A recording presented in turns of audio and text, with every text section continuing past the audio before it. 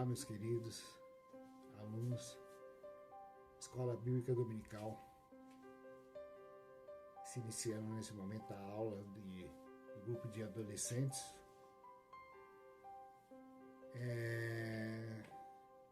Nós estaremos estudando a terceira lição, onde diz que a Bíblia é antiga. Realmente ela é bem antiga, sim, mas ultrapassada jamais, porque a palavra do Senhor se renova todos os dias. Tudo se fez novo. As coisas velhas já se passaram, mas essa palavra do Senhor Jesus se torna nova. E a gente tem como texto base em 2 Timóteo 3,16, que diz que toda a Escritura é inspirada por Deus e útil para o ensino, porque a Bíblia jamais ficará ultrapassada. E nós temos uma leitura diária. Na segunda, Jeremias 17:9. Na terça, João 8, versículo 34. Na quarta-feira, Romanos 3, versículo 23. Na quinta-feira, Gênesis 6, do versículo 5 ao 13. Na sexta-feira, nós temos Isaías 53, versículos 4 e 5. No sábado, Isaías 9, versículos 6 e 7. E no domingo, 1 Pedro, capítulo 1, versículo 22 ao 25. Essa é a leitura semanal. Espero que vocês peguem suas Bíblias e leiam.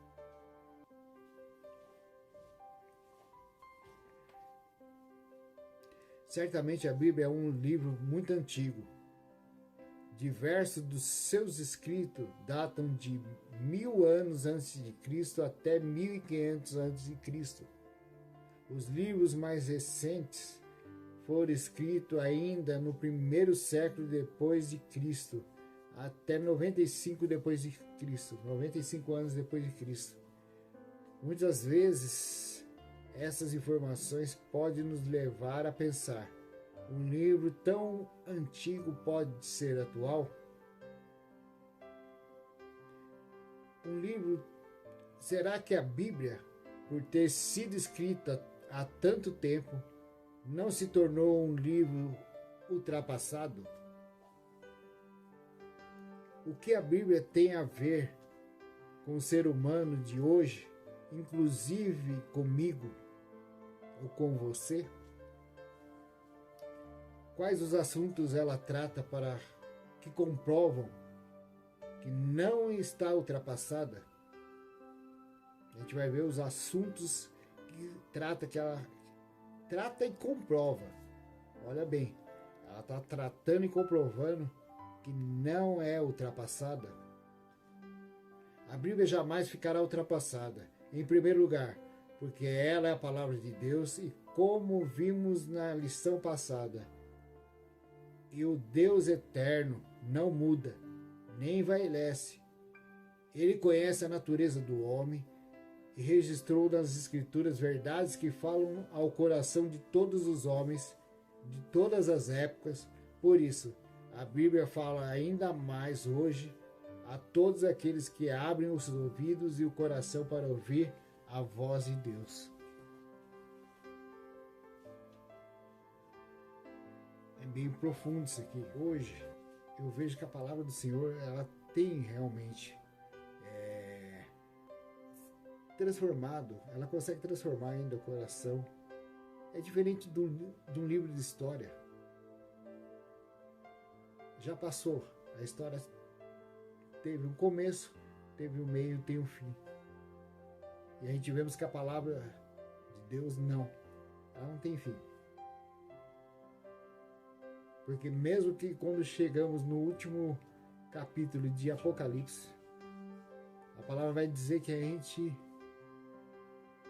vamos estar na glória com Deus e vamos viver lá. Então quer dizer que a palavra do Senhor, Deus, Ele ainda vai continuar em nossas vidas para sempre.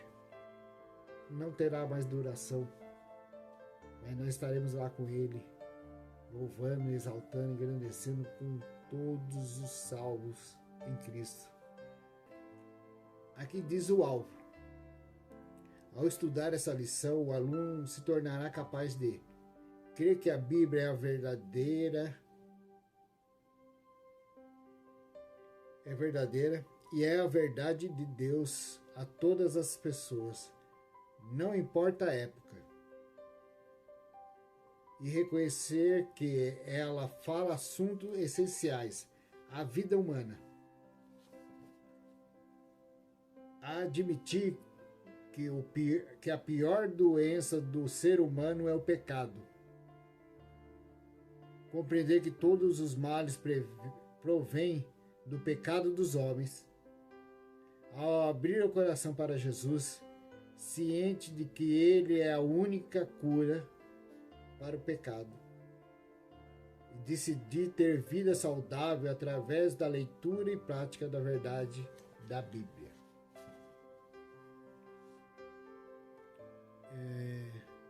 Com isso, nós vamos chegar ao nosso alvo.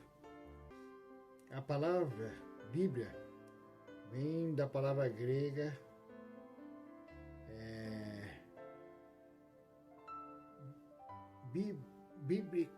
Bíblicos, ou Biblos, que significa livro ou rolos.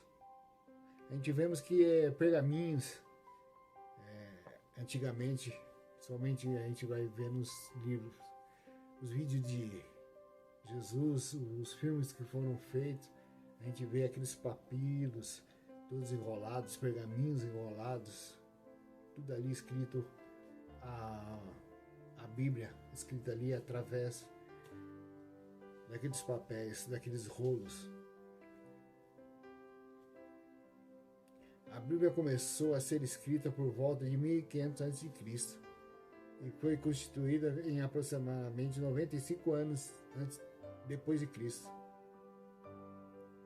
A Bíblia é uma coleção de 66 livros. Os livros do Antigo Testamento foram escritos antes do nascimento de Jesus e os do Novo Testamento depois de seu nascimento. Por isso, Velho Testamento antes de Cristo. Novo Testamento a gente vai ver AD, AC, que é depois DC, depois de Cristo. É o antes e o depois de Cristo. A palavra testamento significa compromisso ou aliança.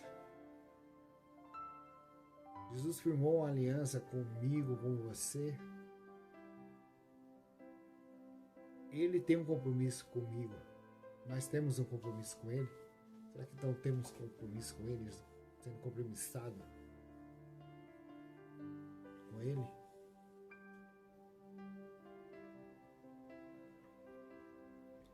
Os textos originais da Bíblia foram escritos em 3 línguas: o hebraico, o aramaico e o grego.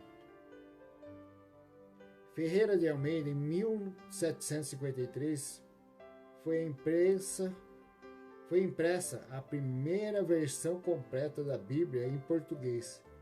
João Ferreira de Almeida começou a traduzir a Bíblia para o português com apenas 16 anos de idade. Aí você pode estarão disponíveis no site de www.editoracristãevangelica.com.br recursos visuais, recursos visuais. A gente vai ver alguns cartazes, os conteúdos para ser baixados. E Qual é a certa? A Bíblia terminou de ser escrita há aproximadamente 100 anos, aproximadamente há 1000 anos, aproximadamente 1900 anos. Qual dessas alternativas estão corretas? Um livro tão antigo pode ser atual? O que a Bíblia tem a ver comigo? Quem sou eu? Um adolescente agora? A Bíblia é sim um livro atual.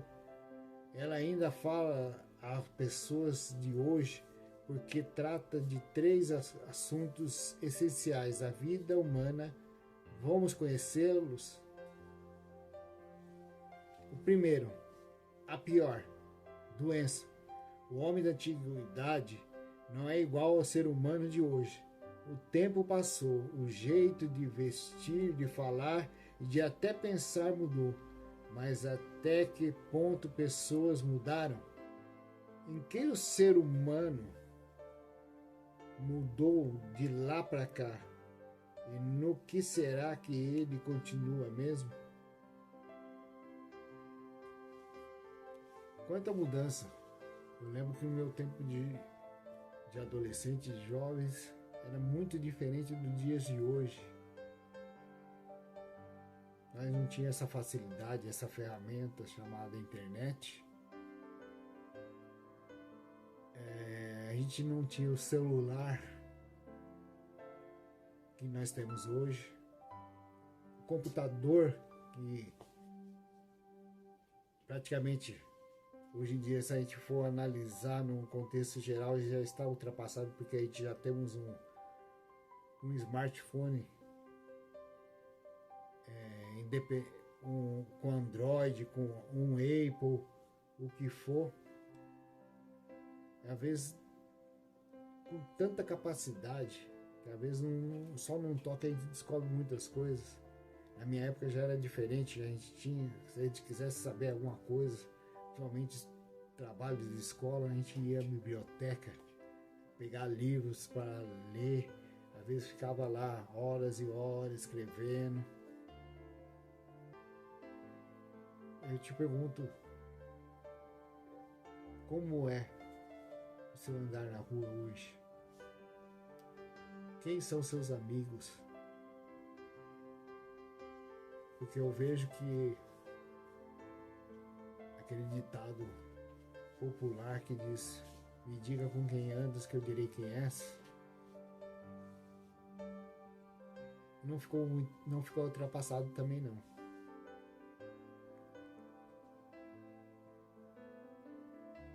Será que você, adolescente, tem sido luz? Você tem sido sal?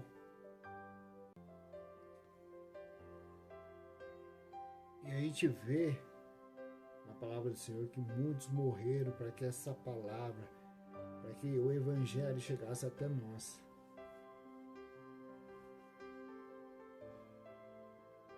Quantos sofreram para que hoje nós estivéssemos aqui nesse exato momento, passando essa aula para ti.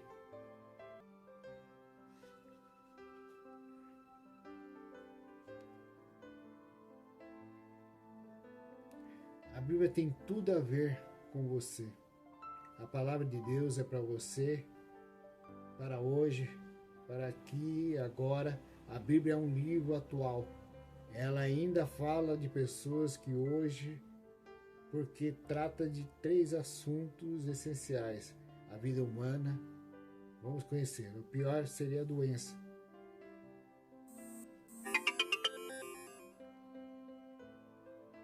Apresente novamente o cartaz. A gente vai ver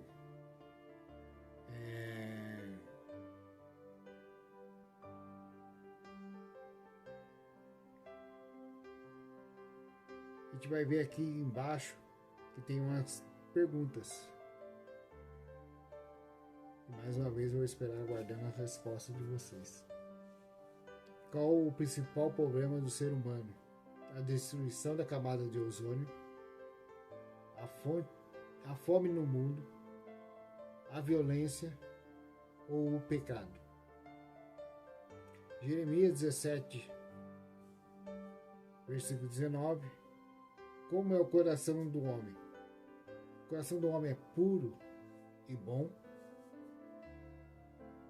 é enganoso e corrupto. Existem corações bons e corações maus. Qual dessas três alternativas? Para você responder essa pergunta, você vai ler Jeremias 17, versículo 9. Vai ter a resposta dessa pergunta. Se você ler João 8,34 e Romanos 3,23, aí você vai assinalar a alternativa correta. E diz assim: todas as pessoas do mundo são pecadoras e por isso são escravas do pecado. Só as pessoas da época de Jesus Cristo eram todas pecadoras, escravas do pecado? Somente na época de Jesus? Será que está certo, correto? Ou apenas aqueles que gostam de cometer pecados são escravos do pecado? Então, qual dessas alternativas? Será que é só quem gosta de cometer, só quem gosta de adulterar, quem gosta de falar palavrão, só quem gosta de desrespeitar os pais, que são escravos do pecado? Todos os homens de todas as épocas, inclusive eu e você, pecaram. É, irmão. É, jovem. É, adolescente. Nós pecamos. As consequências disso são a violência, a fome e a destruição da natureza e tantos outros males que o homem faz. Ligue cada texto, fato e pecado com sua respectiva consequência. A gente temos o texto bíblico de Gênesis 3, do 1 ao 7, o versículo 16 ao 19 e o versículo 23. Fato: Adão e Eva desobedeceram a Deus. Pecado: desobediência. Consequência: separação da família, violência na terra. Gênesis 4, capítulo 8. Gênesis 4, versículo 8 e 14. Caim matou seu irmão Abel. Pecado: assassinato. O mundo, o homem e a natureza é destruído pelo dilúvio. A consequência? Tá certo? Errado? Você vai ligar esses pontos. Em Gênesis 6, versículos 5 a 13. Na época de Noé, a maldade do homem se multiplicava na terra. O pecado: maldade, corrupção e violência. E a última consequência que tem aqui é viver fora do paraíso, dores de parto e trabalho árduo. Então você vai ligar a desobediência, o assassinato e a maldade, a corrupção e violência, com as consequências que tem nesse quadrinho do lado. Eu vou tampar aqui e vou mostrar para vocês. E vou aguardar a resposta de vocês também. Qual é qual? É esse quadrinho aqui, ó.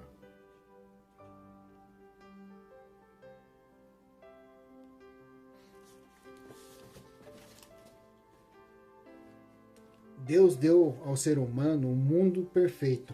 O nosso pecado é que trouxe a maldade e a destruição para esse mundo. Coisas ruins acontecem por consequência do nosso pecado. Então tudo de mal que acontece, a gente vemos que Deus ele se irou tanto que a gente vê a passagem de Noé, que ele mandou o dilúvio e acabou com todo o ser humano, animais.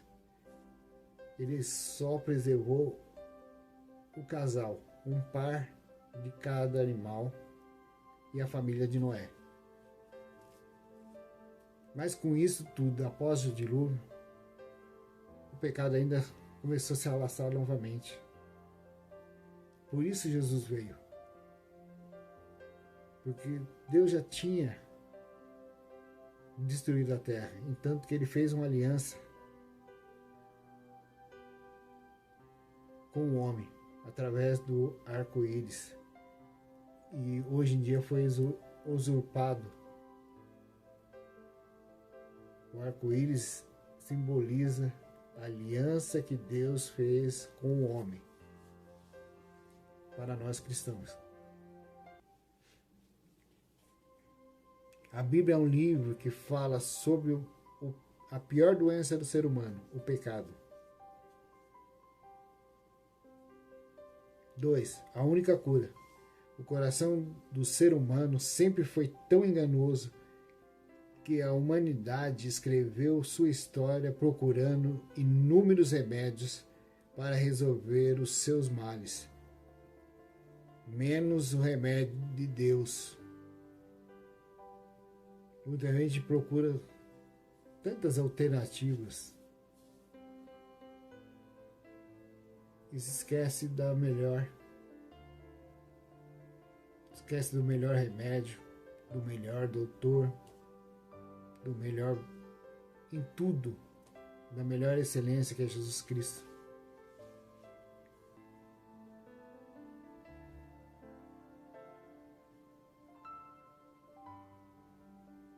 Eu te pergunto, qual é a maior doença do ser humano? De acordo com a Bíblia. As pessoas de hoje, como eu e você, ainda sofrem com essa doença?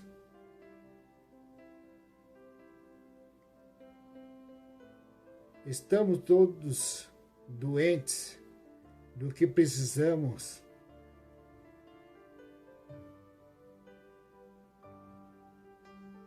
A gente precisamos de quê? Do médico? Do farmacêutico? Quando nós estamos doentes?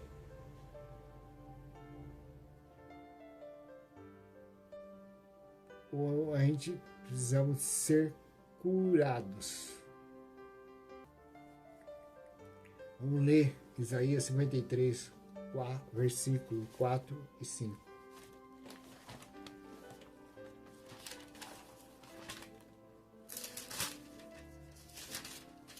Diz assim, Isaías 53, versículo 4. Certamente ele tomou sobre si as nossas enfermidades e as nossas dores levou sobre si. E nos repudiamos por aflito, feridos de Deus e oprimido. Mas ele foi transpassado pelas nossas transgressões e moído pelas nossas iniquidades. O castigo que nos traz a paz estava sobre ele, e por suas pisaduras fomos sarados.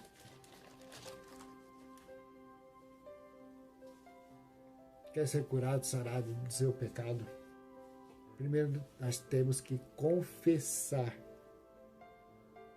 os nossos pecados, para que nós sejamos curados desse mal. E de doenças também. Ele não só nos limpa do pecado. Ele tomou nossas enfermidades. Quando a gente vê a palavra enfermidade, se diz doença. Todas as nossas doenças, todas as enfermidades, tanto físicas como espirituais, ele tomou sobre si. Ele levou com ele na cruz do Calvário, para que nós hoje estejamos bem, fortes, saudáveis, porque o nosso remédio se chama Jesus Cristo.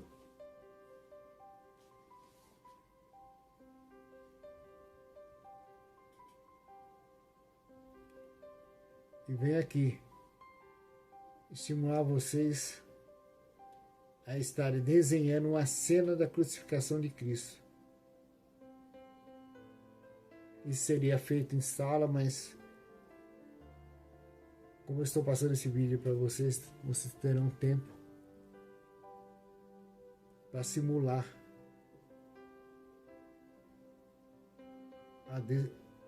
uma cena da crucificação de Cristo, algo sobre a crucificação.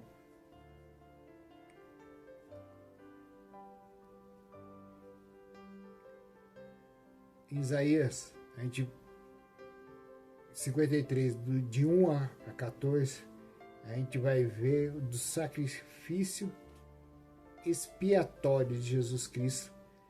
Expiatório é um sacrifício de nos tirar o peso do pecado. E nos 4 evangelhos vão descrever a cena da crucificação. A gente vai ver em Mateus 27, versículo do 33 ao 56, em Marcos 15, do 22 ao 41, em Lucas 23, do 32 ao 49, em João 19, do 18 ao 30, a gente vai ver os 4 evangelhos descrevendo sobre a crucificação, aos olhos de Mateus, aos olhos de Marcos, de Lucas e de João. Porque eles escreveram, mas o evangelho é de Jesus Cristo. No versículo de Isaías 53, versículo 4, a gente vai ver aqui, para a gente desenhar um episódio da vida de Jesus Cristo, ao qual estamos falando. Certamente ele, Jesus, tomou sobre si as nossas enfermidades e sobre si levou as nossas doenças. Ele estava sofrendo por causa do nosso pecado, estava sendo castigado por causa das nossas maldades. Nós somos curados pelo castigo que ele sofreu, somos sarados pelos ferimentos que ele sofreu. Isso está em Isaías 53 e 53, 5, na nova versão internacional. Só a Bíblia ensina como precisamos que a única cura para o pecado é Jesus. Pense bem, as pessoas desejam a paz, campanhas feitas a favor da paz, tratados são assinados pela paz. Tudo isso é bom, mas não pode resolver o real problema do ser humano, o pecado, o causador da violência, dos conflitos e das guerras. A Bíblia já diz há 2000 anos, enquanto as pessoas rejeitarem o príncipe da paz, que é o Senhor Jesus, será possível ter a verdadeira paz. A gente vai ver em Isaías 9, do versículo 6 ao 7, em João 14, 27 e João 16, 33. E para terminar, a gente vai ver a vida saudável. O que você precisa para ter uma vida saudável? Por toda a história da humanidade, os homens procuram a maneira de ter uma vida saudável em sociedade. Criam as leis, as políticas, as polícias, as prisões. Nada consegue fazer as pessoas viverem bem umas com as outras. O homem cria vários tipos de artifício para ter a paz, mas a paz nós encontramos em Jesus Cristo.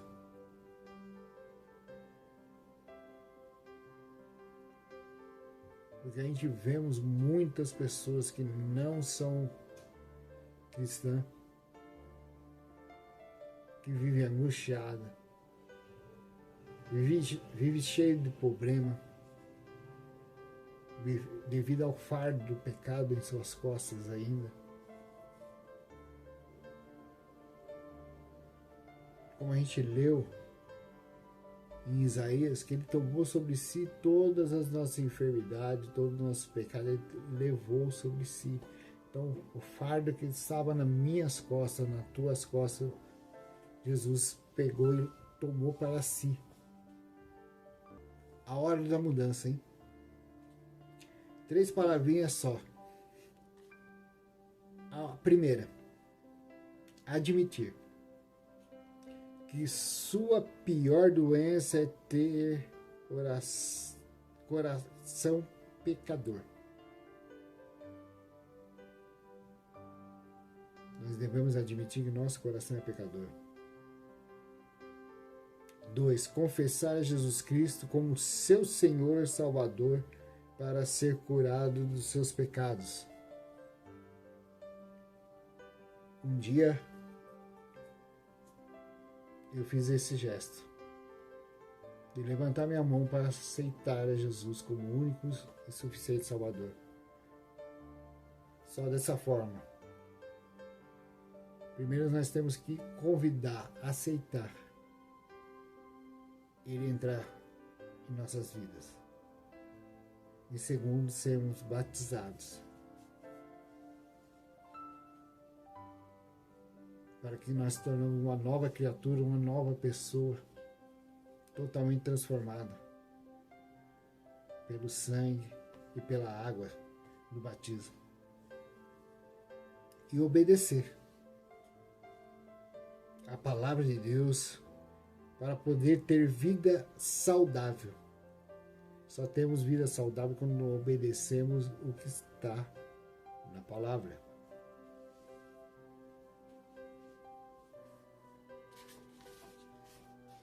A gente vemos, a Bíblia nos ensina sobre tudo. Como agir, como falar, como explicar, como entender o propósito de Deus para a humanidade. O propósito de Deus para a minha vida, para a sua vida. Através desse livro. Através disso daqui, que é a palavra do Senhor, em nossas mãos, onde nós podemos fazer a leitura dela e aprender todos os dias algo novo e espetacular sobre Deus. Você já tomou essa decisão? Pode fazer isso agora, orando ao Pai, que já fez isso. O que tem feito a partir daí? Aí tem umas perguntinhas. Tenho lutado contra o pecado, porque sei que é pior mal que aflige a humanidade? Ou tenho vivido minha vidinha sem pensar muito sobre esse assunto? Tenho buscado testemunhar de Jesus Cristo para os meus amigos, para que eles também sejam curados? Ou tenho ficado na minha? Afinal, ninguém gosta de discutir sobre religião.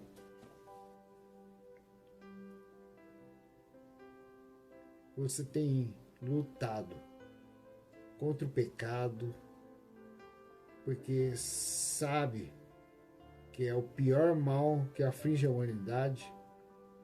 Você tem buscado testemunhar de Jesus Cristo para seus amigos, para que eles também sejam curados como você foi? Ou você tem vivido uma vidinha sem pensar muito sobre esse assunto? Ou você tem ficado na sua, Afinal, ninguém gosta de discutir religião.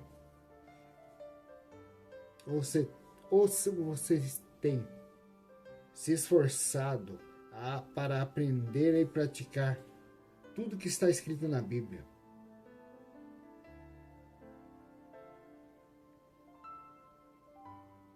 Ou você faz ao contrário. Já faça a minha parte. Frequentando a igreja, ouvindo o pastor e o professor da escola bíblica dominical. Já é suficiente. Já faça a minha parte. Aí a gente vê frases assim, bem contemporâneas, bem de agora, de adolescentes, de jovens, tá falando. Eu já faço a minha parte, eu já vou para a igreja, já faço isso, já faço aquilo, já participo do grupo de adolescente. Já tá bom. Eu já escuto as pregações do pastor, muitas vezes, quer dizer, muitas vezes o corpo está presente, mas a tua mente está lá fora. Só o corpo está dentro da igreja, a mente não acompanha. A mente já fica lá fora mesmo, dali mesmo ela já voa para longe. O que você tem feito? A Bíblia fala que chegai-vos a Deus e Ele chegará a vós. Afastai dele. Ó, se a gente chegar a Cristo, a Deus, Ele vai, ó, já chegar a nós. Agora, caso ao contrário, se a gente deixar Ele, ó, você está aqui, Ele vai fazer isso aqui, ó.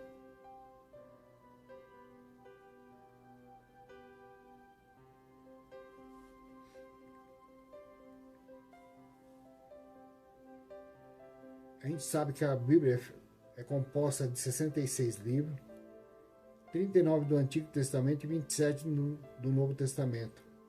O Antigo Testamento foi escrito em hebraico e aramaico, já o Novo Testamento foi inteiramente escrito em grego. Acho que isso você não sabia, nem eu, na verdade. Eu sabia que era escrito em aramaico e hebraico. Que o Novo Testamento eu não sabia que tinha feito, já para o grego. Mas mesmo antes de Cristo nascer, 70 sábios judeus resolveram traduzir o Antigo Testamento do aramaico e do hebraico para o grego, a língua mais falada na época por volta do século III a.C. Esta tradução recebeu o nome de Septuaginta, que quer dizer 70. Em 312 depois de Cristo, Constantino, o imperador romano, tornou-se cristão e declarou a fé cristã como religião oficial. Com o avanço do Império Romano, cuja língua oficial era o latim, foram tornadas providências para que Jerônimo traduzisse a Bíblia do grego para o latim, e essa tradução é conhecida como Vulgata. Em 1450, com a invenção da imprensa, tornou-se possível produzir facilmente cópias de livros, e o primeiro livro a ser impresso foi a Bíblia, em latim, em 1456, após a Reforma Protestante do século XVI. A Bíblia foi sendo pouco a pouco traduzida do latim para o alemão e o inglês. A primeira produção do Novo Testamento em língua portuguesa data-se de 1681, traduzido por João Ferreira de Almeida em 1753. Foi impressa a primeira versão completa da Bíblia em português. Atualmente a Bíblia está traduzida para cerca de 2.300 idiomas, sendo que há mais de 7.000 idiomas no mundo. A referência bibliográfica e a sugestão de leitura. O que é a Bíblia? Uma introdução ao livro de fé cristã, sua grave Sociedade Bíblica do Brasil. Manual Bíblico Vida Nova, editado por David, Edições de Vida Nova. Evidência que exige um veredito de John MacDonald, da editora Candeia, Arte Editorial. As cavernas de Qumran esconderam durante séculos fragmentos da Bíblia que ficaram conhecidas como manuscritos do Mar Morto. Quando foi feita essa descoberta arqueológica? Em que ano? Eu quero que vocês procurem qual foi a data da descoberta arqueológica dos manuscritos do Mar Morto. E quem descobriu o primeiro manuscrito? Pesquise numa enciclopédia ou no site www.sbb.org.br. O link da história da Bíblia, descoberta arqueológica. Amém? Desde já agradeço aos alunos Gabriel, Giovana, Thaís, Kemily e o Isaac. Espero que tenha sido uma aula produtiva para vocês. Peço que Deus venha iluminar a mente de cada um. Que Deus abençoe a vida de cada um de vocês. E próximo domingo terá mais. E pedimos que Deus abençoe não somente a tua vida, mas a tua família, o teu lar. Seja abençoado em nome de Jesus Cristo. E que você venha a se tornar pequeno Cristo. Realmente está levando essa palavra para seus amigos, para os familiares que ainda não receberam essa cura de Cristo Jesus. Meus queridos, Deus abençoe sua vida. Obrigado e até a próxima.